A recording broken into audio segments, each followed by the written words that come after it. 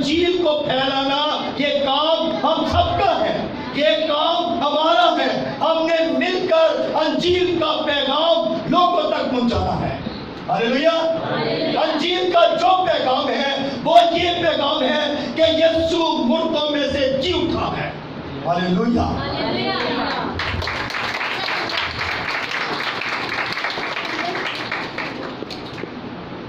Daniel ने कहा, सदरक मिशक और अब्दनगो ने कहा, बादशाह हम तेरी मूरत को सजदा नहीं करेंगे, हम तेरी मूरत को जो तूने बनाई उसको सजदा नहीं करेंगे, हम अपने जिंदा खुदा की इबादत करते हैं और हम उसी खुदा की इबादत करेंगे जिसकी हम इबादत करते हैं।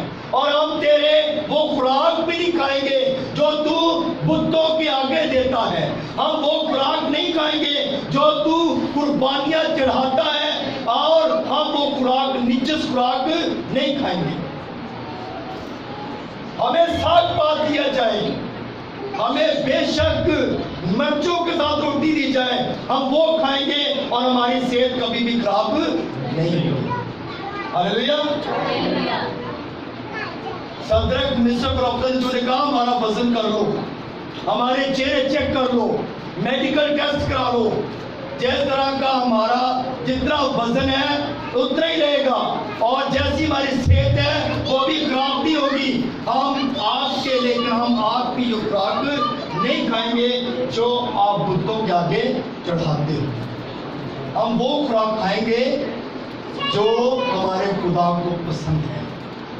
हालेलुया। और खुदा कलाम मुकद्दस में लिखा है, खुदा तेरे रोटी और पानी पर क्या करेगा? बरकत देगा और तेरे बीच में तमाम बीमारी को निकाल देगा। हालेलुया।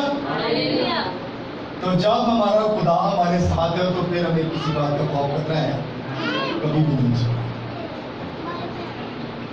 यूहन्ना आरब जो है, मुकाशवा की किताब जो आखिरी किताब है, यूहन्ना आरब ने पूरा आसमानी मंजर जो है, आने वाले वक्त जो है, वो सारा मंजर उसने बताया। और उससे पहले दानियल को ये चीजें सारी बताई।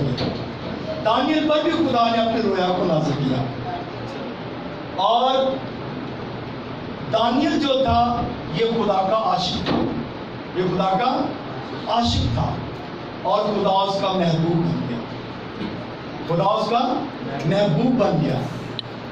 और जब खुदा महबूब बन गया तो फिर खुदा ने अपने बेटे दानियल की दुआ को सुना और उसको दुआ का जवाब दिया। और फिर उसे ये रोया दी गई जो हमने आज पढ़ी है।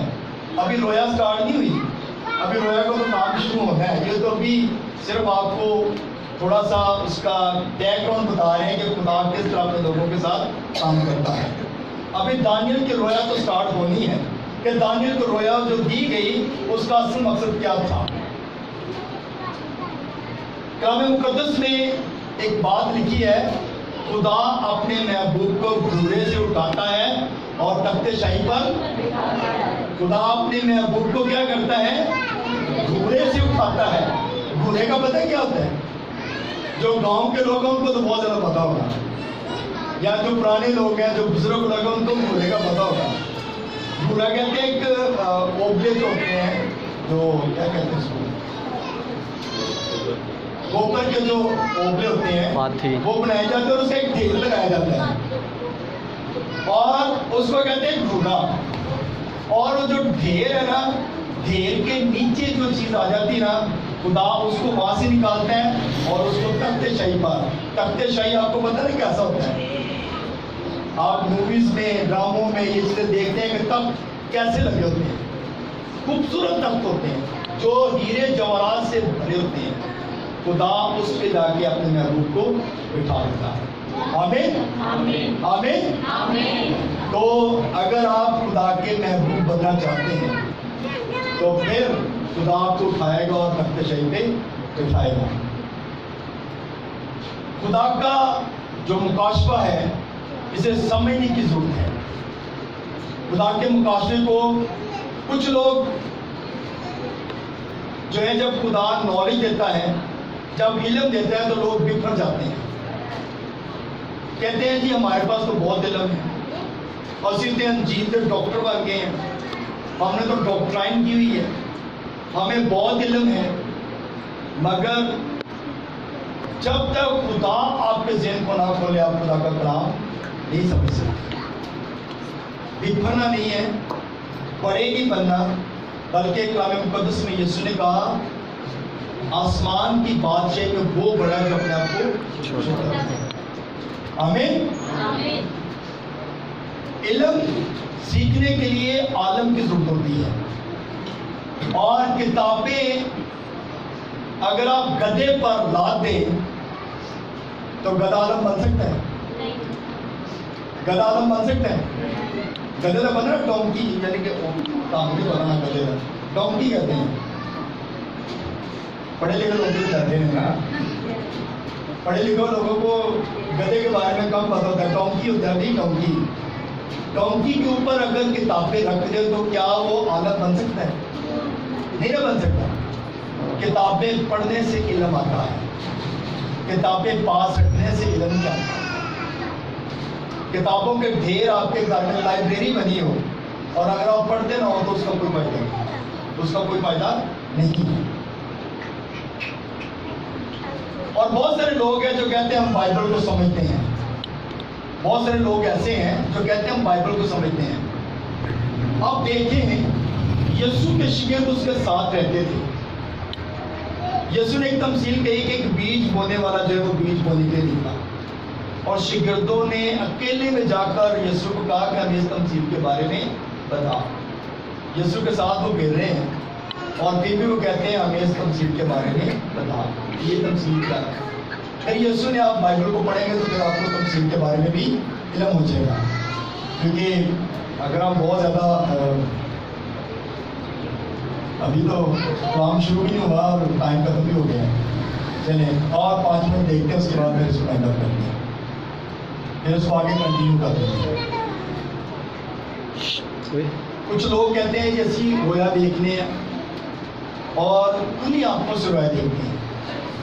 कुछ लोग ये कहते हैं कि हम रोया देखते हैं, ख्वाब जिनके नहीं, हम लोग रोया देखते हैं और हमें जो है ना वो बड़ी समझ है रोया देखने, रोया देख के उसका मतलब भी जानते हैं।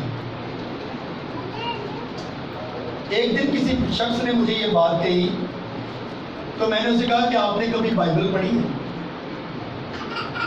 मैंने कहा कितनी बार दिन में बाइबल पढ़ते हैं, कितने घंटे आप बाइबल पढ़ते हैं, या कितनी बार आपने बाइबल को पढ़ा है? तो उस शख्स ने कहा जी बाइबल तो मैं नहीं पढ़ता, लेकिन मुझे रोया देखने की जो है ना, मैं रोया भी देखता हूँ, रोया का जवाब भी देता हूँ। मैंने कहा बाइबल तो पढ़ते नहीं है तो आप रोया का जवाब कैसे दे सकते हैं? ये मुझे इस बात को थोड़ा क्लियर कर दें। आप बाइबल पढ़ते नहीं हैं और आप कहते हैं मैं रोया देखता हूँ, रोया का जवाब भी देता हूँ, जबकि बाइबल पढ़ने से ही हमें समझ आती है और खुदा का रूह में गाइड करता है। फिर जब तक बाइबल नहीं पढ़ते उस वक्त तक हम खुदा के कलाम के मुताबिक रोया देखकर उसका मतलब कैसे बता सकते हैं?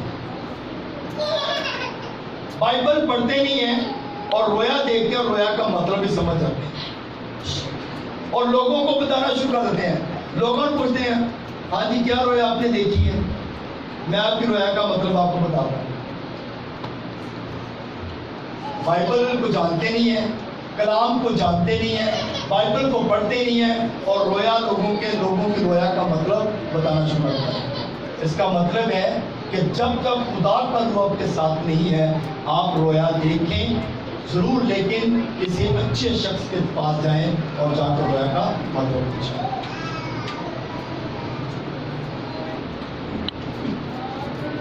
मेरे चीजों थोड़ा इल्म जो है ना वो खतरनाक होता है। वो कहते हैं नीम हकीम खतरा है बुलाया जान, आपके तो लगता है नीम हकीम खतरा बुलाया जान, आवाज बड़ी करता है, ठंड नहीं है। नीम हकीम खतरा, नीम हकीम खतरा, खतरा जान है।